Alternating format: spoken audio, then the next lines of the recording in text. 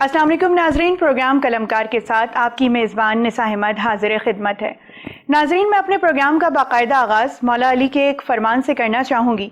वो कहते हैं कि सब्र एक ऐसी सवारी है कि जो अपने सवार को गिरने नहीं देती, ना किसी के कदमों में और ना ही किसी की नज़रों में। तो इल्म पे तसर्रुफ रखने वाली शख्सियात आज तक लोगों के दिलों में ज़िंदा हैं और दिलों में रोशनी को उजागर करती हैं। तो आज के इस प्रोग्राम में एक इल्मी और अदबी शख्सियत को हमने अपने वीनस स्टूडियो में मदऊ किया है। मैं तारुफ करवाना चाहूँगी, हमारे साथ मौजूद है महर जमाली साहिबा। आप शायरा हैं, MA social work Jama Karachi से हैं, LLB उर्दू लॉ कॉलेज से हैं। कई अदबी और समाजी इदारों और हलकों से आपकी वाबस्तगी है। तदरीस के शोबे से भी आप मुंसलिक रही हैं। रेडियो और टेलीविज़न पे भी आपके आए दिन इंटरव्यूज़ वक्तन फ़वक्तन ऑन एयर रहते हैं। और इसके अलावा आपकी किताब मोहब्बत का सफ़र मंजर आम पे आ चुकी है। तो मैं अपनी मुअज़्ज़ज़ मेहमान महर जमाली साहिबा को अपने वीनस स्टूडियो में खुशामदीद कहती हूँ। अस्सलाम वालेकुम। जी वालेकुम अस्सलाम। कैसे मिजाज हैं आपके? Most welcome. आप बहुत अच्छा लगा आपके पास आकर और बहुत खुशी हुई मुझे। निसा, आपका जो है वो अंदाज़ गुफ्तगू बड़ा प्यारा है, मुझे बहुत अच्छा लगा। बहुत शुक्रिया आपका, बेहद शुक्रिया। सबसे पहले तो कि आप वीनस स्टूडियो में आज हमारे साथ मौजूद हैं। मैं वीनस स्टूडियो की जो है वो बहुत शुक्रगुजार हूँ कि उन्होंने मुझे जो है वो मौका दिया कि मैं यहाँ पर चंद अल्फाज कह सकूँ। जी जी बिल्कुल। अच्छा, हम गुफ्तगू का आगाज़ बाकायदा तौर पे करते हैं।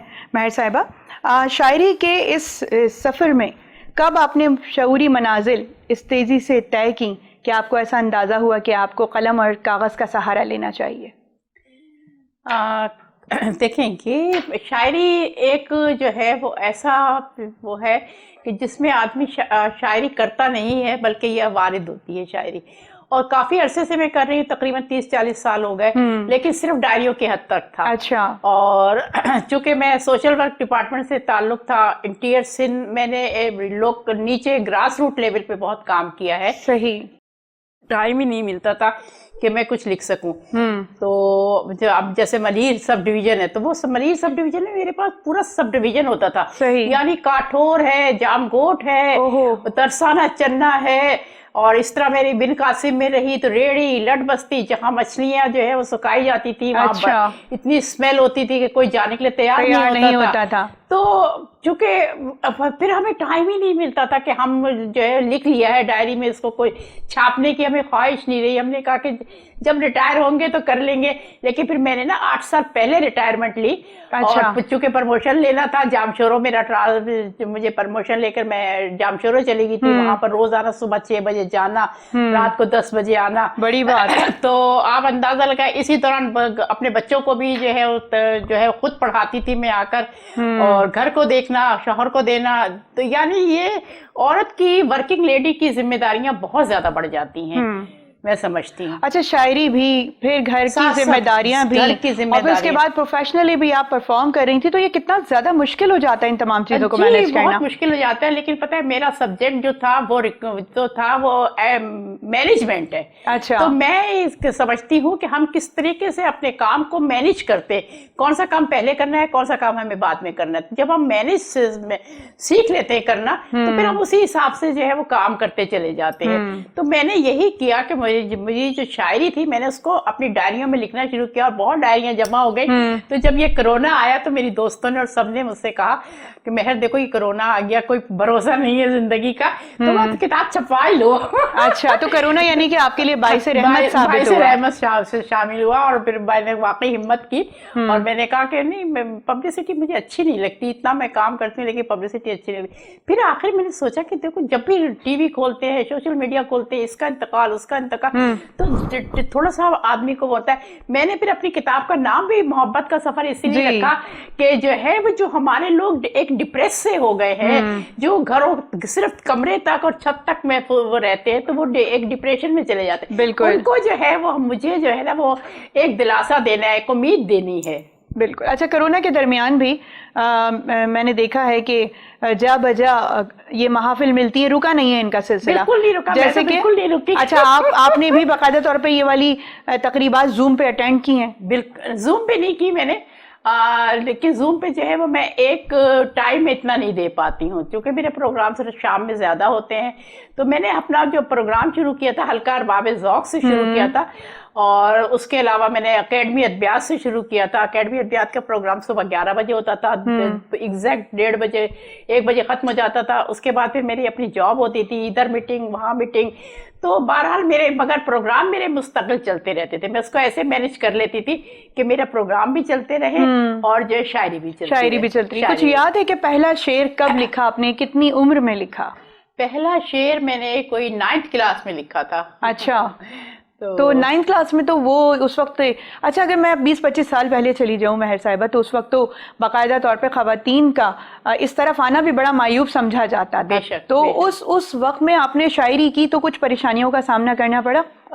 جی ہاں, بس یہ تھا کہ پرمیشن نہیں تھی کہ آپ گھر مشاعروں میں جا کے پڑھیں یا آپ, کیونکہ فل ٹائم ہمیں جو ہے وہ اپنی جاب کو دینی ہوتی تھی. تو کبھی کبھی تو ہم یہ ہوتا تھا کہ ہمیں رات کو 10 بجے ہماری میٹنگ ختم ہو رہی ہے, تو اب ہم نہیں, اور پھر چونکہ گورنمنٹ جاب میں تھے تو ہم پر بڑی پابندیاں ہوتی ہیں کہ اگر ہم کچھ لکھا بھی ہے تو وہ پہلے گورنمنٹ ڈپارٹمنٹ میں اپروول کے لیے جائے گا اور اس کے بعد پھر ہم لکھ سکتے. کوئی ایسی چیز تو نہیں لکھی جو گورنمنٹ کے اگینسٹ میں جائے نا.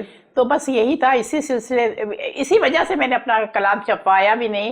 اور میں سیاست سے میرا کوئی تعلق نہیں, سماج سے تعلق ہے, یا سماج کے گراس روٹ کے جو لوگ ہیں, میں نے کہا کہ ان کے لیے مجھے لکھنا ہے جو میری شاعری کو سمجھ سکے. اور آپ یہ دیکھیے کہ میری یہ کتاب پنجاب سائٹ پر اس قدر پاپولر ہوئی ہے, جھنگ ہے, فیصل آباد ہے اور لاہور ہے, اس کے یہاں پر لوگوں نے 8 کتابیں منگوائی.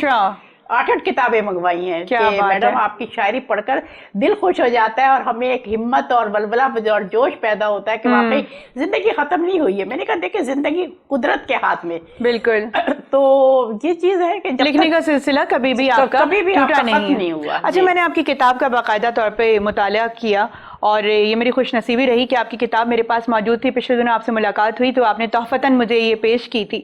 تو اس میں آپ کا انداز و بیان دیکھتی ہوں کہ بہت سادہ سا ہے, بہت ہی نارمل سے انداز میں آپ بڑی سے بڑی بات عوام الناس تک پہنچانے کی کوشش کرتی ہیں. تو آپ کی شاعری کا جو مزاج ہے وہ اصلاح کی جانب ہے, محبت کی جانب ہے, فلسفے کی جانب ہے. آپ کو سب سے زیادہ مزہ کس میں قلم اٹھانے میں آتا ہے؟ مجھے سب سے زیادہ جو ہے وہ مجھے, دیکھیں ایک چیز ہے, آدمی کھانے کے بغیر رہ سکتا ہے لیکن محبت کے بغیر نہیں رہ سکتا. تو محبت وہ چیز ہے جو آپ کی توجہ چاہتی ہے, جو آپ کی رہنمائی چاہتی ہے, اور محبت میں انسان جو ہے وہ بہت کچھ کر جاتا ہے. یعنی اگر ہمیں آپ کی جو ہے وہ اگر محبت ہے تو ہم بہت ساری بڑی سے بڑی قربانی دے جاتے ہیں اور بڑے سے بڑے حالات سے ہم جو ہے وہاں سے گزر جاتے ہیں. بالکل. اچھا, محبت چونکہ غزل تو اسپیشلی جو روایتی غزل کی ایک شکل ہے تو وہ تو عشق و عاشقی اور محبوب کے ساتھ ہی اچھی لگتی ہے اور آہستہ آہستہ وقت کے ساتھ ساتھ اس میں تبدیلیاں آتی رہتی ہیں. اچھا, غزل میں عمومی طور پہ یہی ہے کہ عورت کی ہی تعریف کی جاتی ہے. کرشن چندر کا مجھے ایک جملہ یہاں پہ یاد آ رہا ہے, وہ یہ کہتے ہیں کہ حسن تعریف کرنے والے کے بغیر ادھورا ہے. بے شک. تو اسی طرح کہ جب تک غزل میں محبت کا تذکرہ نہیں ہوگا تو وہ تو ادھوری رہے گی. ہاں بالکل, وہ غزل ہی نہیں رہتی, وہ غزل ہی نہیں رہتی. جی جی. اچھا, جو نئے نئے موضوعات آ رہے ہیں غزل کے اندر تو آپ اس سے متفق ہیں, آپ اتفاق کرتی ہیں؟ ہاں بالکل بالکل, کیونکہ زندگی نام ہے چینج کا. تو زندگی میں ہمیں اپنے آپ کو جو ہے وہ چینج جو ہے وہ لاتے رہنا چاہیے.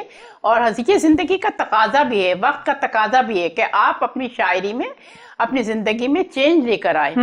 تو میں بالکل سمجھتی ہوں کہ ہماری شاعری میں بھی چینج آنا چاہیے اور وہ ہم لا رہے ہیں. ہمارا جو نئی نسل کے لوگ ہیں جو شاعری کر رہے ہیں, میں ان سے بڑی پر امید ہوں اور میری کوشش یہی ہوتی ہے کہ ہمارے بعد جو ہے ہم تو چلے جائیں گے لیکن ہمارے بعد جو نئی نسل آئے گی اس کو اپریشیشن ملنا چاہیے, اس کو پذیرائی ملنی چاہیے تاکہ ان کی ہمت افزائی جب ہوگی تو وہ نئے نئے شاعر جو ہے وہ ہمارے پاس جنم لیں گے اور ہماری شاعری کو فروغ ملے گا, ادب کو فروغ ملے گا, ہماری ثقافت کو فروغ ملے گا. بالکل درست کا. اچھا, آپ کی کتاب میں تبصرہ بہت بڑے بڑے لوگوں نے بھی کیا, تو اس میں پڑھ رہی تھی کہ رضیہ سبحان صاحبہ نے بھی تبصرہ کیا ہے شاعری کے حوالے سے. وہ کہتی ہیں کہ شاعر الہامی کیفیات کو لفظوں کے کوزے میں بند کرنے کا نام ہے. تو آپ کے نزدیک شاعری کیا ہے؟ میری رضیہ سبحان صاحبہ سے بہت اچھی اور گہری دوستی بھی رہی اور میں نے ان سے بہت کچھ سیکھا. تو چونکہ وہ مجھے کہتی تھی کہ مہر شاعری بہت, یہاں شاعرات بہت پڑھی ہیں, بہت شاعرات ہیں, لیکن یہ کہ میں نے دیکھا ہے کہ تمہاری جو شاعری ہے نہ صرف شاعری ہے بلکہ تم نے ورکنگ لیڈی ہوتے ہوئے اپنی ساری توجہ گھر پر بھی دی, اپنے بچوں پر بھی دی, اور اپنے پروفیشنل لائف کو بھی جو ہے بڑا اسموتھلی کیا. کیونکہ دیکھیں میرا مقصد جو تھا وہ ریٹائرمنٹ کا مقصد ہی یہی تھا کہ میں ایمانداری کے ساتھ اپنی جاب کو جو ہے فل ٹائم دوں, اور اس کے بعد چونکہ جب میں ریٹائرمنٹ لے لوں گی تو میں اپنی جاب میں جو ہے وہ بےایمانی نہ کروں, کیونکہ میں رزق حلال اپنے بچوں کو کھلانا چاہتی تھی. میں کہتی تھی بچوں کو جب تک آپ یہ نہیں سکھاؤ گے کہ رزق حلال کیا چیز ہوتی ہے, آپ کو محنت کیا چیز ہوتی ہے, تو آپ ان کو کوئی اچھی تربیت نہیں کر سکتے. کیونکہ دیکھیں نا بچوں کی تربیت 7 سال تک ہوتی ہے, تو ہم اپنے بچوں کی تربیت کر رہے ہوتے ہیں. اور آج میں بہت شکر ہے اللہ کا لاکھ احسان ہے, میں آج بہت خوش ہوں. میرے 2 بچے ہیں, ایک بیٹا ایک بیٹی, اور میرے بیٹے نے ماشاءاللہ سے کیڈٹ کالج سے پڑھا, اس نے فرسٹ پوزیشن حاصل کی, اور اس کے بعد پھر اس نے جو ہے وہ ڈا میڈیکل کالج میں اس کا ایڈمیشن آرام سے ہو گیا کیونکہ فرسٹ پوزیشن تھی اس کی. اور پھر اس نے ڈا میڈیکل کالج سے MBBS بھی کیا, ساتھ ساتھ وہ CSS کی تیاری کر رہا تھا. CSS کا امتحان بھی ٹاپ کیا اس نے ماشاءاللہ سے, اب فیڈرل گورنمنٹ میں جاب کر رہا ہے میرا بیٹا. تو لیکن بہت محنت کرتا ہے. کہتا ہے امی آپ نے دن رات کام کیا, میں بھی چاہتا ہوں کہ میں بھی اپنی محنت سے جو ہے وہ اپنے آگے بڑھتا چلا جاؤں. تو دیکھیں یہ پڑھے لکھے ماں باپ کا یہی فائدہ ہوتا ہے کہ آپ کے بچوں کی تربیت کرنے میں آپ کو آسانی ہو جاتی ہے, بہت زیادہ آسانی ہو جاتی ہے. جی بالکل. اچھا, سوشل ویلفیئر ڈپارٹمنٹ سے آپ کا تعلق ہے شروع میں, جیسے کہ آپ نے بتایا کہ مختلف جگہوں پہ آپ کی ڈیوٹیز ہوتی تھیں اور ساتھ ساتھ میں شاعری بھی چل رہی ہوتی تھی. تو ایک فیمیل کے لیے بڑا مشکل کام ہے, اور میں پیچھے کی بات کروں تو اس وقت تو ملازمت پیشہ جو خواتین ہوتی تھی ان کو بھی بڑا برا سمجھا جاتا تھا باہر نکلنا.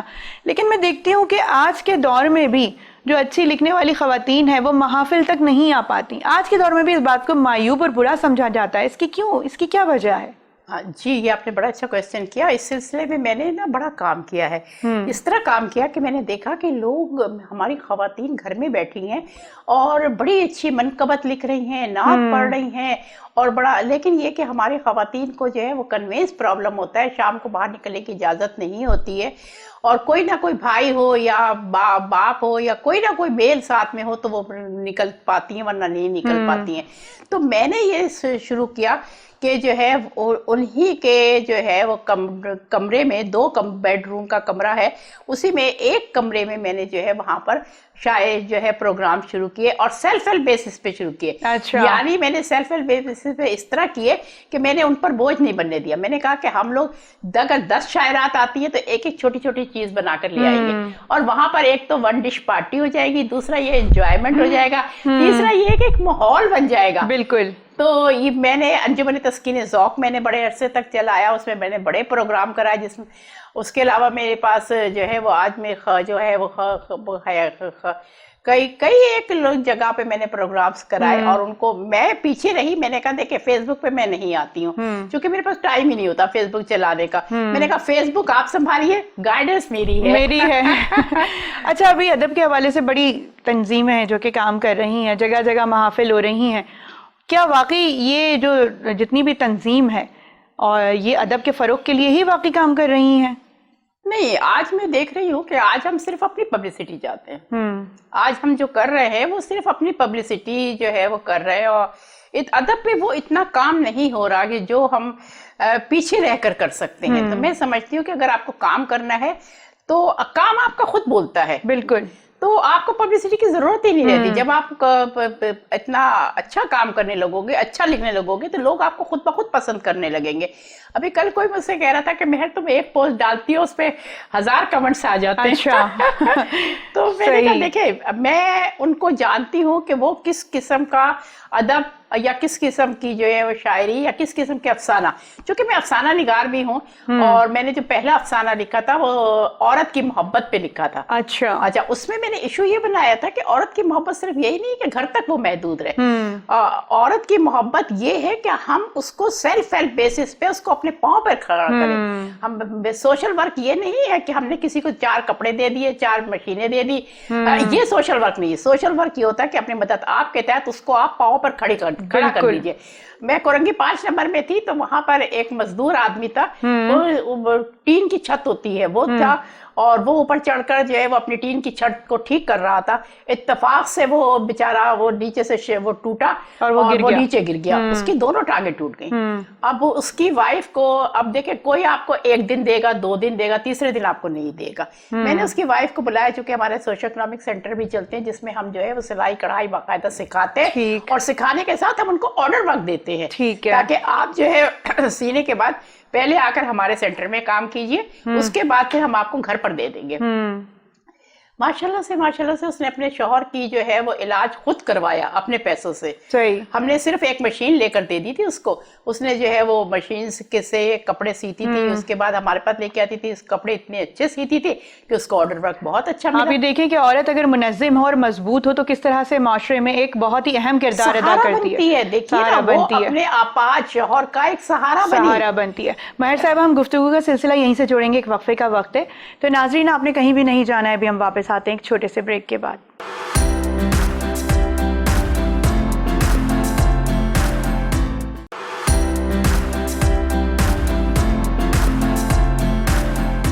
वेलकम बैक नाज़रीन, हम वापस आ चुके हैं और गुफ्तगू का सिलसिला हम वहीं से जोड़ेंगे जहां से हमने मुनक़ता किया था।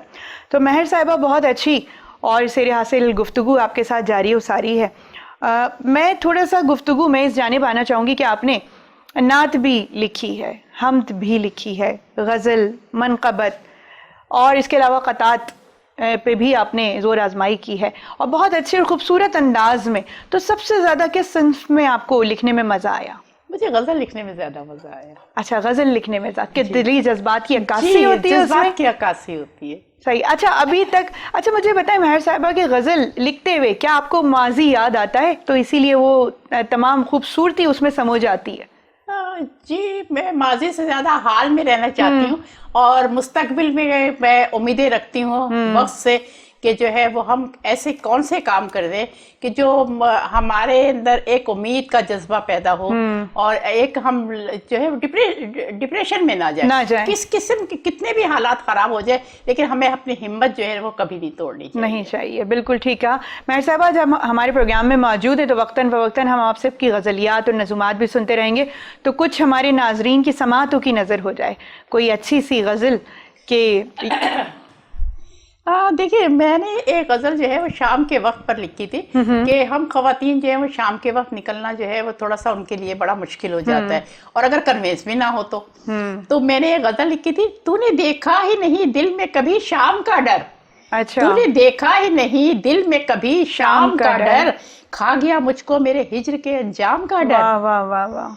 हम मोहब्बत से तेरा नाम भी लेने से रहे, हम मोहब्बत से तेरा नाम भी लेने से रहे, हमको बदनाम ना कर दे ये तेरा नाम का डर। क्या कहने, क्या कहने। तूने देखा ही नहीं दिल में कभी शाम का डर, खा गया मुझको मेरे हिज्र के अंजाम का डर। क्या बात है, क्या बात है। कुछ और कलाम हो जाए आपका।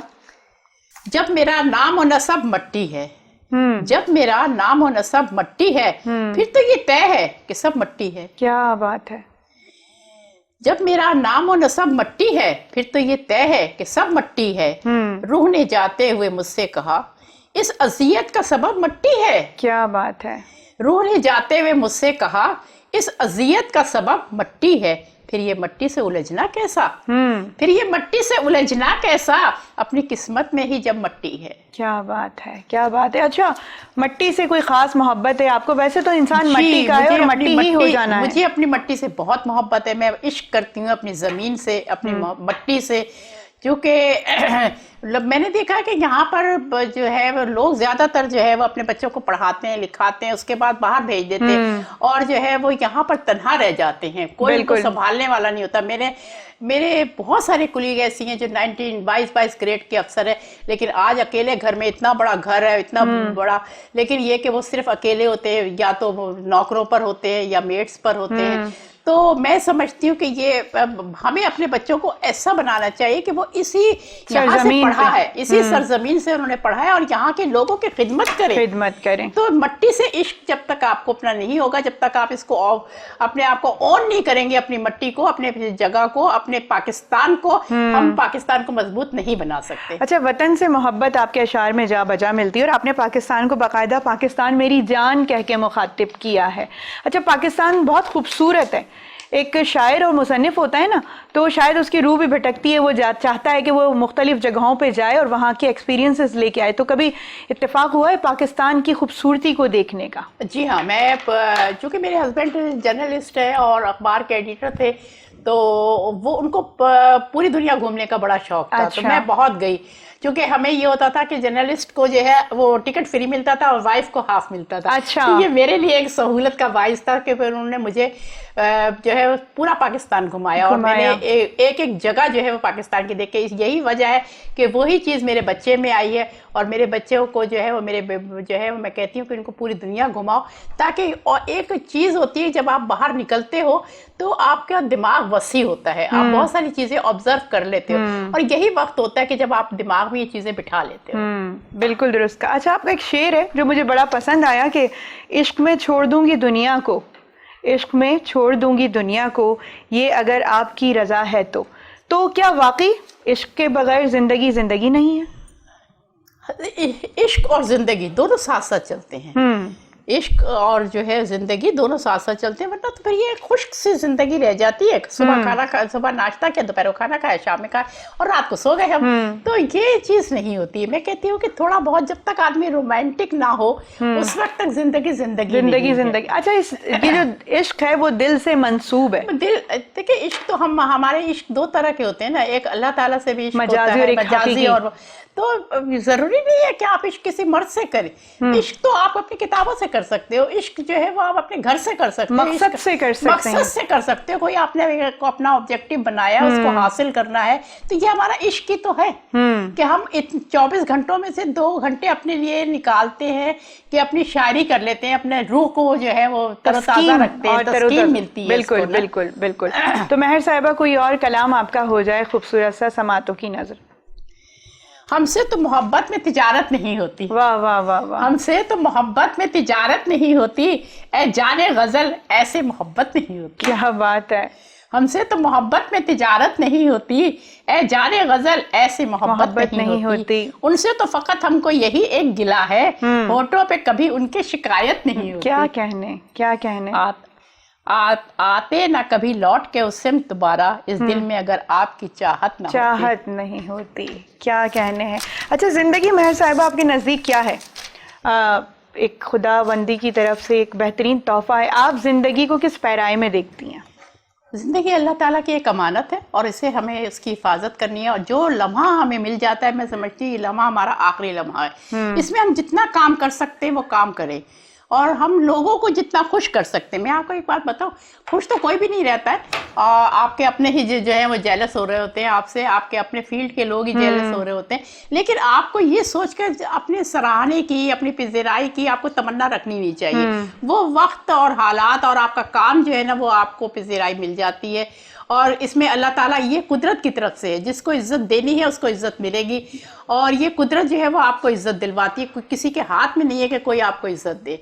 تو بہتر یہی ہوتا ہے کہ ہم جو ہے وہ قدرت پر ہر چیز چھوڑ دیں. صحیح ہے. تدریس کے شعبے سے بھی آپ کچھ عرصے وابستہ رہی ہیں, تو تدریس کے نظام کو آپ اس وقت کے دور میں کس طرح دیکھتی ہیں؟ کیا وہ تمام اصول و ضوابط جو تدریس کے لیے مرتب کیے گئے ہیں تو وہ پورے کر رہا ہے آج کا وقت؟ جی دیکھیے, میں بتاؤں بڑی چینجنگ آ گئی ہے تدریس میں. آج ہمارے اساتذہ وہ سنسیئر نہیں ہیں اسٹوڈنٹس کے ساتھ. ہم جس زمانے میں پڑھتے اور پڑھاتے بھی تھے, یعنی ہم نہ صرف پڑھتے ہی تھے, تو ہم نے پڑھایا بھی اور پڑھا بھی. تو اس میں یہ تھا کہ اس میں ہمارے اساتذہ تو ہم ان کو اپنا پیرنٹ سمجھتے تھے, روحانی ماں باپ کا درجہ, روحانی ماں باپ سمجھتے تھے کہ یہ ہمارے روحانی ماں باپ ہیں, اور ہم ان سے جتنے بھی ان کے قدموں میں ہم بیٹھیں گے اور جو ہم سیکھیں گے وہ ہمیں انہی سے ملنا ہے. تو اور ہمیں ملا, ہم نے بڑی رسپیکٹ کی. ہم نے کبھی ان سے آگے بڑھ کر بیٹھنے کی ہمت نہ کی. ہم وہ آتے تھے تو ہم کھڑے ہو جاتے تھے ان کے ادب میں. تو لیکن آج وہ چیز ہم دیکھ رہے ہیں کہ وہ بچوں میں وہ جو ہے ادب اور لحاظ بھی تھوڑا سا کم ہو گیا ہے. ہاں, اور وہ بس صرف میں پہ آ گئے ہیں. تو میں سمجھتی ہوں کہ جہاں پر انا یا میں آ جائے تو وہاں پھر جو ہے نا وہ نہیں ہو سکتا. آپ نے اپنی ابتدائی تعلیم کہاں سے حاصل کی مہر صاحب؟ میں کراچی میں پیدا ہوئی. کراچی سے میں نے اپنی ساری تعلیم حاصل کی, اور گورنمنٹ اسکول سے پڑھا میں نے. اس زمانے میں گورنمنٹ اسکولوں میں ایڈمیشن ہونا بہت مشکل ہوتا تھا. میں نے पाकिस्तान क्वार्टर में जो गवर्नमेंट की आबादी है वहाँ पर पाकिस्तान क्वार्टर में गवर्नमेंट स्कूल था, वहाँ से मैट्रिक किया। अच्छा। और बीए मैंने अपने सर सैयद गर्ल्स कॉलेज से किया। एडमिशन नहीं मिलता था, सर सैयद कॉलेज का एक नाम था, वुमेन कॉलेज का एक नाम था। तो माशाल्लाह से हमने वहाँ पर, चूँकि मेरे पास इकोनॉमिक्स भी थी और सोशल स्टडीज़ भी थी और उसके अलावा उर्दू अदब भी था। तो चूँकि उर्दू अदब में मेरे बड़े अच्छे नंबर आए थे, लेकिन मैंने कहा नहीं, उर्दू अदब में नहीं, मैं सोशल वर्क में करूँगी, जो मेरा एक एम है। तो मैंने फिर जो है वहाँ बीए करने के बाद फर्स्ट पोजीशन आई मेरी, और बीए करने के बाद फिर मैंने कराची यूनिवर्सिटी में एडमिशन लिया। जबकि मेरा जो है वो उसमें एडमिशन हो गया था, 3 जगह अप्लाई करना होता था उस ज़माने में।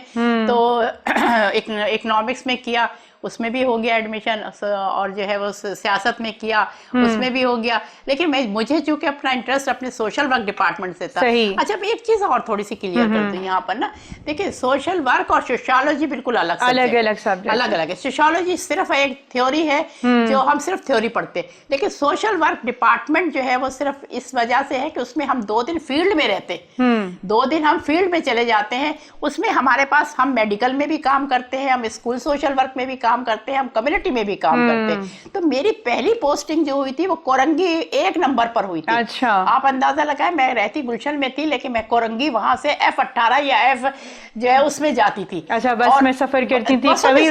बसों में बहुत सफर किए। मैं कभी आर नहीं समझती थी कि अगर गाड़ी नहीं है तो मैं बसों में सफर ना करूं। 2-2, 3-3 गाड़ियां भी चेंज करके हम गए। और आप अंदाजा लगाएं, मैंने अपने कोरंगी हॉस्पिटल में थी तो उन्होंने MS ने कहा कि यहाँ पर हमारी डॉक्टर्स को घर मिला हुआ है, हम आपको भी घर देते हैं। अच्छा। मैंने कहा नहीं, मैं अपने बच्चों को टाइम देना होता है, जितनी देर मेरे गवर्नमेंट ने मेरे रखे हैं उतनी देर मैं यहाँ कवर करूंगी, और उसके बाद मैं अपने सीधे घर जाऊंगी। सही। तो मैंने उस दौरान कोई प्रोग्राम अटेंड नहीं किए, कोई फंक्शन अटेंड नहीं किए। उस दौरान मैं अपने बच्चों को टाइम देती थी। सही। मीडिया, रेडियो, टेलीविजन में से भी आपकी काफी गहरी वाबस्तगी है, और स्टूडेंट लाइफ में बहुत किया। वक्तन भी अभी भी आप मुख्तलिफ जगहों पे मुझे नजर आती हैं इंटरव्यूज देते हुए। तो मुझे ये बताइए कि अदब के हवाले से ही यकीनी तौर पे आप वहाँ से कनेक्टेड होंगी, तो ज़्यादा मीडियम आपको बेहतर क्या लगता है ट्रांसफ़र करने का अदब को, रेडियो या फिर टेलीविज़न? हमने सीखा रेडियो से। सीखे तो वहीं से ही है, जितने भी लोग हैं जो आगे की जानिब निकले हैं, रेडियो से सीखा। बज़्म तलबा प्रोग्राम एक ज़माने में आता था, और वो हमने बड़ा किया, और उसमें जो है बज़्म तलबा प्रोग्राम में हमने सीखा कि किस तरीके से जो है प्रोग्राम किया जाता है। फिर टीवी पर भी आए हम, तो लेकिन मज़ा हमें जो है वो इसमें आया, रेडियो पर आया। तो रेडियो पे किन बड़ी शख्सियात के साथ जो है वो आपको सोबत नसीब हुई? रेडियो पे एक इंग्लिश प्रोग्राम आता था रात को 11 बजे, फरजाना खान करती थी, रात को इंग्लिश न्यूज़ पढ़ती थी वो। अभी उनका रिसेंटली 2 महीने पहले ही इंतकाल हुआ है। वो कनाडा चली गई थी, वहाँ उन्होंने रेडियो वगैरह भी सब ज्वाइन कर लिया था। तो चूंकि मैं प्रेस क्लब में लिखना लिखाना मेरा रहता था, मेरी मेंबरशिप भी थी, तो प्रेस क्लब में हम वहाँ, मैं हेड ऑफिस से मेरी ड्यूटी होती थी हाई कोर्ट के पास। तो वो मुझे फोन करके कहती थी कि जल्दी से आ जाओ, 4 बज रहे हैं, अभी तक तुमने कुछ नहीं खाया है। अच्छा। तो हम खाना खा रहे हैं। सही। तो लेकिन मैं कहती थी अब देखो, अगर मैं उठ गई एक दफा तो फिर उठ जाऊंगी। फिर सही। मैंने कहा खा लूंगी, खाने का क्या, 1 रोटी खानी होती है, खा लेंगे। तो वहाँ रेडियो पाकिस्तान पे ऐसा हुआ है कि कभी आप प्रोग्राम किया तो आपके तलफ़्फ़ुज़ की तसीह किसी ने की हो, किसी ने सिखाया हो? लोगों ने की यार। तो कौन से लोग हैं जिनके साथ आपको काम करने का? मेहंदी साहब थे, वो काफी पुराने लोग थे हमारे डिपार्टमेंट में। निसार साहब थे, और उन्होंने डिपार्टमेंट छोड़कर वो रेडियो पर आ गए थे। तो हमने देखा कि लोग जो है वो रेडियो पर, उसमें सारी चीज ये होती थी कि आपको बैक में रह के काम करना होता है। तो वो जो है वो बड़ा मजा आया उसमें रेडियो पर। कभी रेडियो पे पहले ड्रामे वगैरह भी नशर किए जाते थे, उसका भी इत्तेफाक हुआ है आपको? जी, ड्रामे किए नहीं मैंने। हाँ, लेकिन ड्रामे जो है वो देखते भी थे, और जो है लिखे हमने, 1-2 ड्रामे लिखे भी हमने। तो लेकिन ये कि इतना टाइम नहीं मिल सका जिंदगी में कि हम स्क्रिप्ट लिखते रहे। तो लेकिन मेरी जो कोशिश थी वो यही थी कि ना सिर्फ हम खवातीन पे लिखे, बल्कि हम इस माशरे के खवातीन और मर्द को दोनों को साथ लेकर चले। क्योंकि देखिए, जब मैं जिस डिपार्टमेंट में थी तो उसमें यह था कि अगर हम ग्रेड 17 के अफसर है तो ग्रेड 17 का ही हमारा मेल अफसर भी होता था। वो कहता था कि जब आप हमारे ग्रेड के मुताबिक काम कर रही हैं तो हमारे ग्रेड के मुताबिक ही आप जो है वो पैसे लेती हैं, सबको लेती है, तो उतना اتنا ہی ٹائم آپ بھی دیں. میں نے کہا ہم بالکل ہم کبھی یہ نہیں کہتے کہ ہمیں جو ہے وہ آپ ٹائم دے, وہ جو ہے وہ ہمارا آپ ہمیں رعایت دیں, ہمیں رعایت دیں. باحثیت عورت ہونے کے حیثیت سے نہیں, ہم رعایت لینا نہیں چاہتے, ہم اپنی محنت سے جو ہے وہ آگے بڑھنا چاہتے ہیں. اچھا, افسانہ نگاری بھی آپ کرتی ہیں, تو افسانہ نگاری میں آپ تو خود بھی لکھتی ہیں, لیکن کون سا ایسا بڑا رائٹر ہے جسے آپ پڑھنا پسند کرتی ہیں افسانے کے حوالے سے؟ افسانوں میں آپ یہ کہیں کہ میں نئے رائٹرز کو بھی بہت پسند کرتی ہوں. ابھی ہماری ایک دوست ہے لقمانہ شیخ, انہوں نے بڑے اچھے افسانے بہت اچھے افسانے انہوں نے بہت اچھے افسانے لکھے ہیں اور بڑے بولڈ افسانے لکھے ہیں. مطروبہ شیخ ہیں, مطلب ہمارے جو نئی فیلڈ میں لوگ آ رہے ہیں اچھے افسانے لکھ رہے ہیں. اچھا, خواتین کے اسپیشلی جو مسائل ہوتے ہیں, نفسیاتی مسائل ہیں یا دوسرے مسائل ہیں, اس پہ قلم اٹھاتے ہوئے شاید یہ کہا جاتا ہے کہ مشرقی معاشرہ ہے تو تھوڑے ڈھکے چھپے انداز میں لکھنا چاہیے, اور جن خواتین نے اس میں بڑی تباہ آزمائی بھی کی ہے, تھوڑی سی جرت بھی دکھائی ہے, تو وہ بھی کہیں سائڈ پہ ہو گئی ہیں. تو ایسا کیوں ہے؟ جیسے اس مردوں کے اس معاشرے میں بہت سارے مسائل ایسے ڈسکس کیے جاتے ہیں, لیکن خواتین کے اوپر جو بھی قلم اٹھاتا ہے تو وہ ایک سمجھے کہ منفی اثرات کے تحت وہ خواتین کو سائڈ پہ کر دیا جاتا ہے. ایسا کیوں ہے؟ دیکھیے میں آپ کو بتاؤں, اس میں جو ہے وہ ہمارا یہ تنقیدی نشست جو ہماری ہوتی تھی, آرٹ کونسل میں بھی رہی, سندھ سیکریٹریٹ میں بھی رہی, تو اس میں ہمارے زیب اسکار صاحب کا نام ضرور لینا چاہوں گی. انہوں نے ہمیشہ اپریشیٹ کیا نئے لکھنے والوں کو, اور اس میں یہ ہوتا تھا کہ اگر کوئی ایک افسانہ پیش کیا ہے, کوئی نظم پیش کی ہے یا کوئی غزل پیش کی ہے, تو اس پر بڑے ہمارے سینئر لوگ اس پر ڈسکشن کرتے تھے, اور ہم رو پڑھتے تھے. یعنی اتنی تنقید ہوتی تھی کہ ہم شروع میں رو پڑھتے تھے, پھر بعد میں یہ ہوا کہ لوگوں نے پسند نہیں کرتے تھے کہ ان پر تنقید کی جائے. لیکن میں نے جو سیکھا وہ اپنی تنقیدی نشست سے سیکھا. اچھا, کیونکہ جب تک آپ پر تنقید نہیں ہوگی, واہ ہوتی رہے گی, تو آپ آگے کچھ نہیں کر سکتے. مہر صاحبہ, ہم گفتگو کا سلسلہ یہیں سے جوڑیں گے, تو ناظرین آپ نے کہیں بھی نہیں جانا ہے, ابھی ہم واپس آتے ہیں ایک چھوٹے سے بریک کے بعد.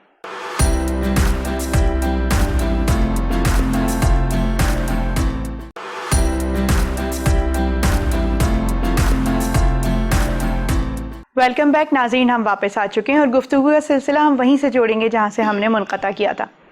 تو مہر صاحبہ, گفتگو کا بڑا دلچسپ سلسلہ ہمارا جاری و ساری ہے, تو آخری کا بس کچھ لمحات ہمارے پاس ہے, تو میں آپ سے کچھ اچھی سی عمدہ سی غزل سننا چاہوں گی جو ہمارے ناظرین کی سماعتوں کی نظر کیجیے. امید ہے کہ آپ کو پسند آئے گی. بالکل, چونکہ سمندر کس کو پسند نہیں ہے, ایک کھلی فضا ہوتی ہے اور آدمی کی سوچ ہوتی ہے, اور کھلی فضا میں جو ہے وہ ہم سوچ رہے ہوتے ہیں. تو میں نے ایک چند اشعار لکھے تھے. چلو چلتے ہیں پیارے, دیکھتے ہیں سمندر کے کنارے بیٹھتے ہیں, وہاں پر شاعری ہوتی ہے اکثر جہاں پر غم کے مارے بیٹھتے ہیں. واہ واہ واہ واہ. انہی یادیں ستاتی ہیں ہمیشہ جو یادوں کے سہارے بیٹھتے ہیں. کیا چلو بات ہے. چلتے ہیں پیارے, دیکھتے ہیں سمندر کے کنارے بیٹھتے ہیں. میری ایک دوست ہے, وہ باہر جانے والی تھی, تو اس نے مجھ سے کہا کہ آپ آ سکتے ہو یہاں پر ہم نے ایک چھوٹی سی نشست رکھی ہے. میں نے کہا بالکل آ جاؤں گی. 5 منٹ کے اندر میں وہاں پہنچ گئی, اور پھر ہم نے چائے اور جو ہے وہ شاعری بھی وہاں پر کی, اور بڑا اچھا لگا. سمندر کے کنارے. اچھا, سمندر قدرت میرے خیال میں شاعرات اور شاعروں کو بہت زیادہ اٹریکٹ کرتی ہے. ہاں جی, ایک قدرتی بات ہے بس, پرسکون ماحول چاہیے ہوتا ہے. قلم کو روانی دینے میں پرسکون ماحول کا بڑا عمل دخل ہوتا ہے. مہر صاحبہ, میں آپ سے پوچھنا چاہوں گی کہ آپ کی کتاب جو منظر عام پہ آ چکی ہے, محبت کا سفر, تو اس بارے میں تھوڑا سا بتائیے, کتنے عرصے کی کاوش ہے اور کن کن شخصیات نے آپ کا ساتھ دیا؟ ہاں دیکھیے, یہ میری شاعری جو ہے, چونکہ سفر میرا جاری ہے اور ساری ہے, اور ابھی بھی میری انشاءاللہ میں اگر مجھے ٹائم ملا اور زندگی نے ساتھ دیا تو میری دوسری کتاب بھی قریب آ جائے گی. تو یہ جو ہے میرا کوئی 30-40 سال پرانا ہے, کیونکہ وقفے سے میں لکھتی رہی, ڈائریوں کی نظر کرتی رہی, اور پھر جو ہے وہ میں نے کچھ سلیکٹڈ غزلیں جو ہے وہ چنی, اور جو میں اپنی کتاب میں جو ہے وہ میں نے پیش کی. تو مہر صاحبہ, اس کتاب کی ترتیب میں کن کن اہم شخصیات نے آپ کا ساتھ دیا؟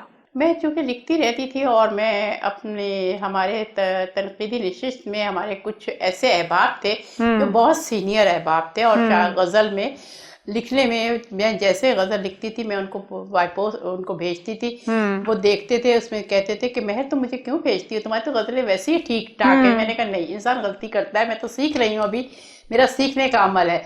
تو میں پھر غزلیں اپنی بھیجتی تھی، بہت سارے لوگوں کو میں نے اپنے سینئر اساتذہ کو بھیجی اور جو ہے وہ ان کو دکھائیں، اور میں بغیر دکھائے جو ہے وہ کبھی بھی غزل کو جو ہے نا وہ نہیں وہ کرتی تو تھی. تنقید بہت زیادہ ضروری ہے اصلاح کے لیے. تنقید اور آپ اس میں دیکھیں سراہنا اور پذیرائی کرنا، یہ دونوں چیزیں ساتھ ساتھ ہی چلتی ہیں.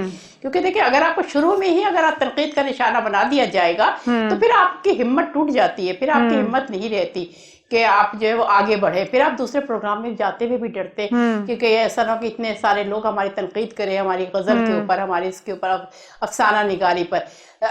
تو پھر یہ آپ یہ دیکھیے نا کہ کچھ احباب ایسے تھے، حلقہ ارباب ایسے تھے کہ جنہوں نے اس چیز میں تبدیلی لائے، اور انہوں نے نہ صرف یہ کہ تنقید کی بلکہ اپریسیشن بھی شروع کیا. تو اور دوسرا یہ کہ میں آپ کو ایک چیز اور بتاؤں، حلقہ ارباب ذوق کی ایک بڑی بات یہ بھی تھی کہ اس میں ہم نے، لوگ یہ کہتے ہیں کہ یہ ہمارے پاس سوشل میڈیا آ گیا ہے تو ہم نے کتاب پڑھنا چھوڑ دی ہے، کتاب کا شوق نہیں رہا لوگوں میں. میں نے دیکھا کہ ہم نے ایک پروگرام شروع کیا تھا کہ ایک ہفتہ اگر تنقیدی پروگرام ہوتا ہے تو دوسرے ہفتے ہم نے ایک پروگرام رکھا تھا جس میں جو ہے وہ آپ نے ریسنٹلی ایک ہفتے کے دوران کون سی نئی کتاب پڑھی ہے اور اس پر آپ اپنا تبصرہ لکھتے تھے، ہم اپنا تبصرہ لکھتے تھے اور پھر ہم وہ پیش کرتے تھے. اس پر پھر لوگ جو ہے وہ تنقید کرتے تھے یا اپریسیشن دیتے تھے.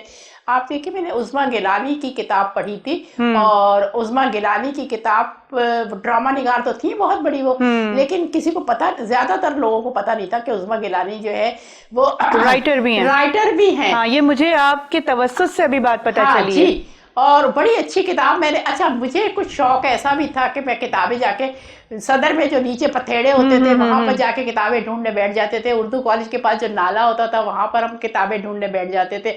تو ہم میں کچھ جستجو تھی کہ کوئی پرانی سے پرانی چیز جو ہے وہ دیکھیں کس نے کیا لکھا ہے، تو اس سے ہم نے بہت سیکھا. صحیح بات ہے. اچھا، ادب کے حوالے سے بھی ہم بات کر رہے تھے کہ تنقید بہت زیادہ ضروری ہے. کیا ایسا نہیں لگتا اب کہ ایک اچھا ادب شاید سامنے آنے سے رک گیا ہے، تو کیا ادب بھی سیاست کا شکار ہوتا جا رہا ہے آہستہ آہستہ؟ ہاں، بے شک بے شک. اس میں بھی میں سمجھتی ہوں کہ ہمارے ادب میں بھی جو ہے وہ لوگ زیادہ تر سیاسی چیزوں کو زیادہ لانے لگے ہیں، کیونکہ وہ اس کا جو ہے وہ سیاست سے تعلق ہے. آپ یہ دیکھیں پوسٹیں آتی ہیں فیس بک پر، وہ زیادہ تر سیاست سے متعلق ہوتی ہیں، لیکن مجھے بالکل پسند نہیں ہے. میں سمجھتی ہوں کہ دیکھیں سیاست اور ہمارے ٹھیک ہے، ہم جس معاشرے میں رہتے ہیں وہاں پر جو ہے سماجی، معاشرتی اور ان چیزوں کی ضرورت ہے، لیکن دیکھیں سیاست کرنے کے لیے ہمارے لیڈران بہت ہیں. ہاں ہمارے لیڈران سیاست کرتے رہے تو ادب میں سیاست نہ کریں. ادب میں سیاست نہ کریں. ادب میں سیاست نہ کریں. تو مہر صاحبہ، کوئی اچھی سی غزل آپ کی سماعتوں کی نظر ہو جائے ذرا ہمارے ناظرین کی. دل کی حالت بیان کرتے ہیں، دل کی حالت بیانی کرتے ہیں، شعر بھی ترجمانی کرتے ہیں. واہ. دل کی حالت بیانی کرتے ہیں، شعر بھی ترجمانی کرتے ہیں. جس نے کھویا ہو کچھ محبت میں، جس نے کھویا ہو کچھ محبت میں، لوگ اس کی کہانی کرتے ہیں. واہ واہ واہ واہ. ہائے رے کیا آپ کا تکلم ہے، ہائے رے کیا آپ کا تکلم ہے، کتنی شعلہ بیانی کرتے ہیں. کیا کہنے، کیا کہنے. آپ بھی دوسروں کی سنتے ہیں، آپ بھی بس زبانی کرتے ہیں. کیس لیلا کے پیچھے مرتا تھا، دشت میں باغبانی کرتے ہیں. واہ واہ واہ واہ واہ. کیا کہنے ہیں، کیا بات ہے. اچھا، ایک شاعر کا کتنا کمال ہوتا ہے کہ ہر مصرے میں ایک نئی کہانی بیان کرتا ہے اپنے انداز و بیان سے. اچھا، آپ کا پسندیدہ شاعر کون رہا ہے مہر صاحبہ؟ میری مختلف شاعر رہے، اور مجھے فراز بہت پسند ہے. اچھا، کیونکہ وہ بھی محبت کی شاعری محبت کی بات کرتے ہیں ہمیشہ. پروین شاکر مجھے بہت پسند ہے. اور جو ہے وہ چونکہ وہ بھی ورکنگ لیڈی تھی اور بڑی اچھے پوسٹوں پر رہی، اور جو ہے اس کے ساتھ ساتھ انہوں نے شاعری کی، اور شاعری بھی ایسی کی کہ جو ایسے شخص کی نیچے لوگوں کے لیے شاعری جو ہے وہ کرتی تھی. ابھی ان کی برسی تھی تو میں نے ان کے اوپر ایک غزل لکھی تھی پروین شاکر پر، اور وہ لوگوں نے بڑی پسند کی تھی. تو وہ ایک سادہ اسلوب کے ساتھ ساتھ، کیونکہ ان کے ساتھ کرائسس بھی بہت رہے، تو لیکن میں ان کرائسس کا تذکرہ یہاں نہیں کرنا چاہتی. ہاں ان کی غزلیات میں اور نظمات میں بھی کرنا چاہتی کہ ان کی نظر غزلیات آتا ہے وہ. ان کی غزلیات میں بھی دکھ کہیں نظر نہیں آتا. انہوں نے کبھی اپنے غزلیات میں دکھ کو بیان نہیں کیا. انہوں نے امید کو کہا کہ امید ہونی چاہیے انسان میں, انسان کو اپنے پاؤں پہ خود کھڑا ہونا چاہیے. اور یہ زندگی حادثات کا نام ہی تو ہے. بالکل. اگر زندگی میں حادثات نہ ہو تو ہم تو پھر جمود طاری ہو جائے, ہم وہیں بیٹھ جائیں. بالکل. تو جب یہ حادثات ہم کو آگے بڑھانے کے لیے آتے ہیں, اگر اندھیرا آتا ہے آپ کی زندگی میں تو اس کے بعد ایک نئی صبح کی نوید بھی ہوتی ہے. بالکل بے شک. تو مہر صاحبہ ہمارے پروگرام کا وقت اب ختم ہو گیا ہے. بات کرتے ہوئے اندازہ ہی نہیں ہوا کہ وقت پڑ لگا کہ کہاں پر اڑ گیا. میں تہہ دل سے شکر گزار ہوں آپ کی کہ آج آپ وینس اسٹوڈیو میں ہمارے پاس تشریف لائیں. جاتے جاتے کچھ کہنا چاہیں گی؟ ہاں جی, میں آپ کے اسٹوڈیو کی بہت شکر گزار ہوں کہ انہوں نے مجھے یہاں پر بلا کر میری عزت افزائی کی. آپ کی خاص طور سے کہ آپ ایسے ایسے لوگوں کو یہاں پر لاتی ہیں جن کو کوئی جانتا بھی نہیں ہے. یہ میری خوش قسمتی ہے کہ میں آپ کے بلانے پر آئی اور بہت مجھے خوشی محسوس ہوئی. ہمارا ویسے بڑے ملاقاتیں ہوتی تھی ہلکا آرٹ کونسل میں, پریس کلب میں, بہت جگہ ملاقاتیں رہی, لیکن یہ مجھے یہاں پر آپ کو آگے بڑھتے ہوئے دیکھتے ہوئے بڑی خوشی ہو رہی ہے کہ آپ دیکھو آج اللہ تعالیٰ نے آپ کو کتنی عزت دی ہے, کتنا مقام دیا ہے. اللہ تعالیٰ آپ کو اور اس سے بھی بڑھ کر عزت دے گا اور آپ اپنی جگہ پر ایک مقام پیدا کریں گے. ایسا بھی وقت آئے گا انشاءاللہ. اور ابھی آپ بڑے اچھا پروگرام کر رہی ہیں. مجھے آج آپ کا پروگرام دیکھ کر بہت خوشی ہوئی. بہت شکریہ مہر صاحبہ آپ کی آمد کا ہمارے پروگرام میں. بہت شکریہ. تو ناظرین, یہ تھا ہمارا آج کا پروگرام. یقینی طور پہ ایک سیر حاصل گفتگو آپ نے حاصل کی ہوگی. تو اگلے پروگرام تک کے لیے اپنی میزبان نساء احمد کو اجازت دیجیے گا. پھر نئے مہمانوں کے ساتھ ہم آپ کی خدمت میں حاضر ہوں گے. اپنا بہت زیادہ خیال رکھیے گا. اللہ نگہبان.